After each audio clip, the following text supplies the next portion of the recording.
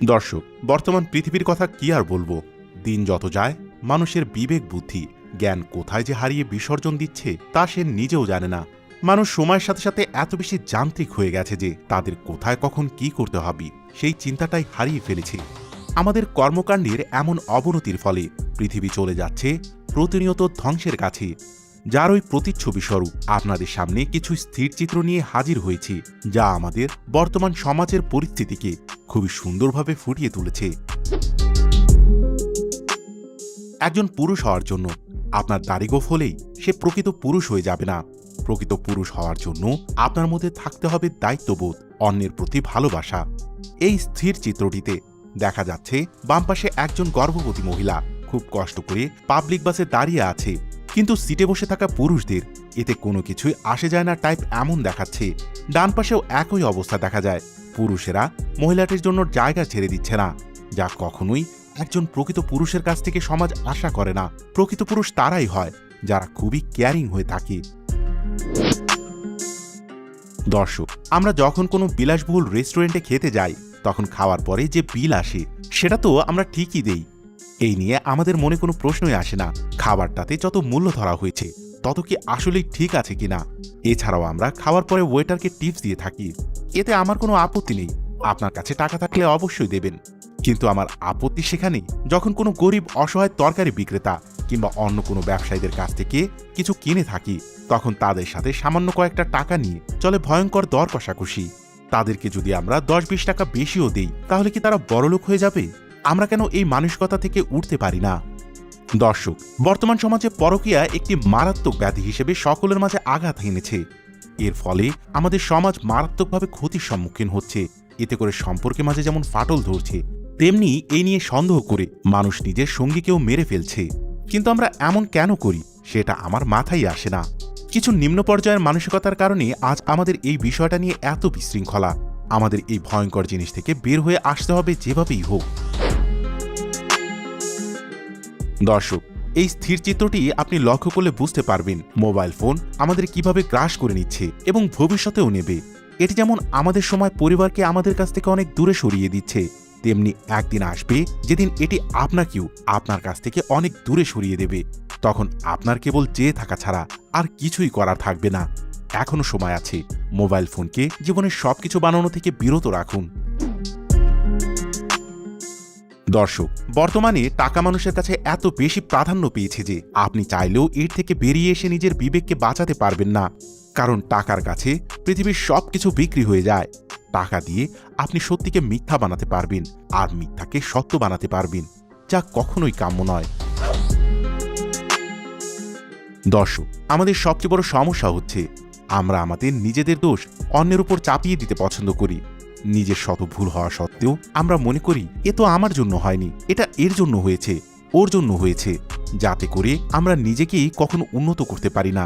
তারাই আমাদের সমাজে সফল হয় যারা নিজের দোষ অন্যের উপরে চাপিয়ে না দিয়ে নিজের উপরেই চাপায়। চলুন দর্শক, আমরা আত্মসমালোচনা করতে শিখে নেই। দর্শক, এই ছবিটি একটি করুণ বাস্তবতা তুলে ধরছে। বর্তমানে পৃথিবীতে এমন অনেক দেশ আছে যেখানে মানুষ না খেয়ে মারা যাচ্ছে, কিন্তু দেখুন আমরা কত খাবার নষ্ট করছি। পৃথিবীর উন্নত দেশগুলো যদি এই বাচ্চাটির মতনই চিন্তা করত তাহলে হয়তো আমাদের এই পৃথিবী থেকে দুর্ভিক্ষ চলে যেত।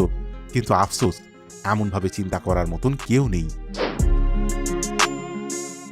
আমরা আমাদের পিতামাতাকে এমন বলে কথা বলি, তোমরা আমাকে এটা দাওনি, ওটা দাওনি, কিন্তু আমরা কখনো চিন্তাই করি না তাদের ভেতরের কষ্টটা। তারা যে কতটা ত্যাগের মাধ্যমে আমাদের লালন পালন করছেন। আমরা কেবল তাদের সামনের রূপটাই দেখলাম, কখনো তাদের অভাবের পেছনের কারণটা জানতে চাইনি, যার কারণে তাদের ভালোবাসা ও ত্যাগ আমাদের চোখে ও অনুভূতিতে কখনোই স্থান পায় না। দর্শক, আমরা সবাই সন্তানের প্রতি মায়ের ভালোবাসা, ত্যাগ ও কষ্ট নিয়ে সবসময় কথা বলি, কিন্তু আমরা কি কখনো চিন্তা করি এতে আমাদের বাবার ভূমিকা কি? মা তো আমাদেরকে লালন পালন করে তার পেটের মধ্যে, কিন্তু একজন বাবা আপনাকে লালন পালন করে তার মস্তিষ্কে। সে এটা চিন্তা করে আপনি পৃথিবীতে আসার পরে আপনাকে কিভাবে ভালো রাখা যায়। তাই বাবার ভূমিকাও একজন সন্তানের ক্ষেত্রে পরিমাপযোগ্য নয়, তা আমাদেরকে স্বীকার করতে হবে। দর্শক, এই স্থির চিত্রটি সেই সব মায়েদের প্রতিচ্ছবি যারা বাবা না থাকার পরেও তাদের সন্তানকে নিয়ে সংগ্রাম করে এই নিষ্ঠুর পৃথিবীতে। সে আপনাকে পৃথিবীর অশুভ ছায়া থেকে বাঁচিয়ে রাখে, এতে যদি তার অনেক বেশি ক্ষতিও হয়ে যায় তারপরেও। তাই এই মায়েদের জন্য থাকলো সম্মানে পরিপূর্ণ স্যালুট। ভালো থাকবেন পৃথিবীর সবচেয়ে বড় যোদ্ধারা।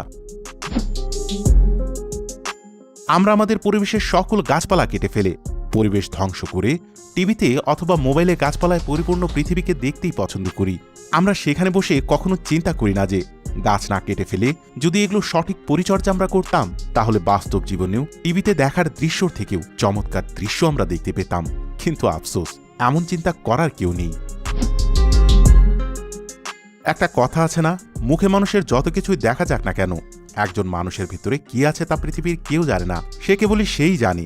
একজন মানুষ প্রচুর হাসছে, এর মানে এই না যে তার কষ্ট নেই, কিন্তু আপনি কখনো কল্পনাও করতে পারবেন না এই হাসির মাধ্যমে মানুষটি কত কষ্ট নিজের মধ্যে আড়াল করে।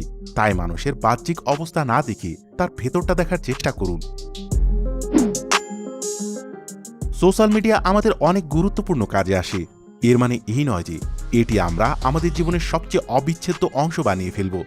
দুঃখের বিষয় হচ্ছে আমরা সোশ্যাল মিডিয়াকে নিজেদের নেশায় পরিণত করে ফেলেছি।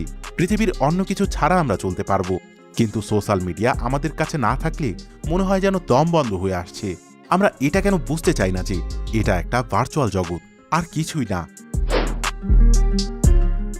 দর্শক, ফেসবুক অথবা অন্যান্য সোশ্যাল মিডিয়া সম্পর্কে কি বলবো? বর্তমান সময় এমন হয়ে গেছে যে এই জায়গাগুলো থেকে আমাদের যা খাওয়ানো হয় আমরা তাই গিলতে থাকি, একবারও চিন্তা করি না এই তথ্যগুলো আদতে সত্য কিনা, যার ফলে আমাদের বসবাস করতে হয় বিভিন্ন ভুলের সমন্বয়ে। তাই আমাদের উচিত সোশ্যাল মিডিয়া যা বলে তা সরাসরি বিশ্বাস না করে যাচাই বাছাই করে সিদ্ধান্ত নেয়া। দর্শক, এই স্থির চিত্রটি দেখে আপনি কি বুঝলেন? এখানে একজন ব্যক্তি সমস্যা তৈরি করলো, নিজে আবার সেই সমস্যার সমাধান নিজেই করলো।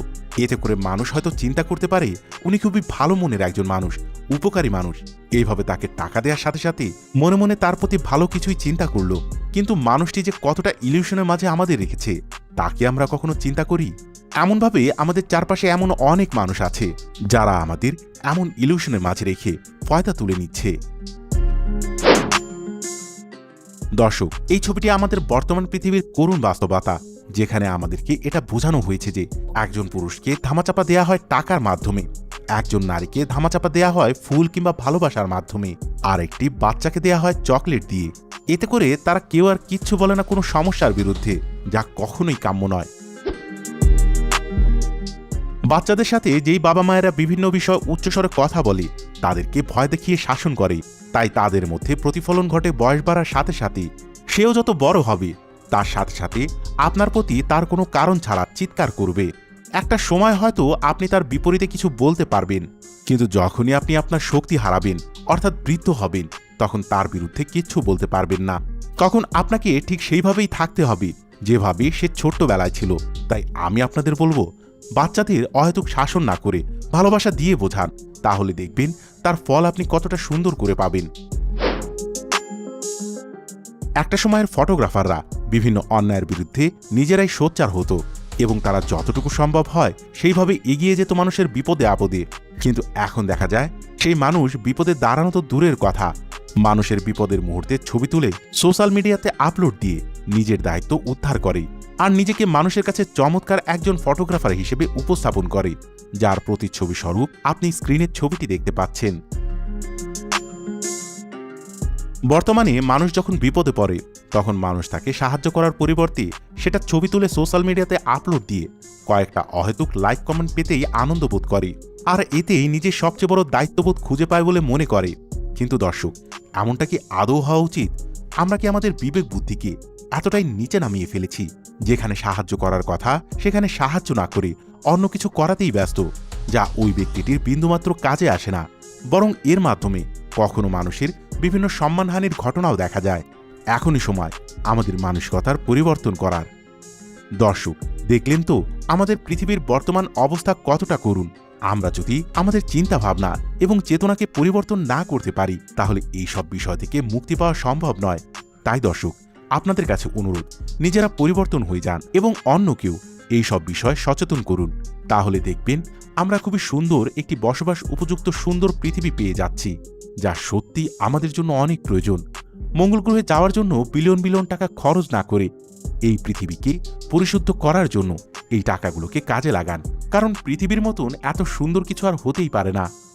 দর্শক, ভিডিওতে দেখানো কোন চিত্রটি আপনার বিবেককে নাড়া দিয়েছে তা আমাকে অবশ্যই কমেন্ট করে জানাবেন।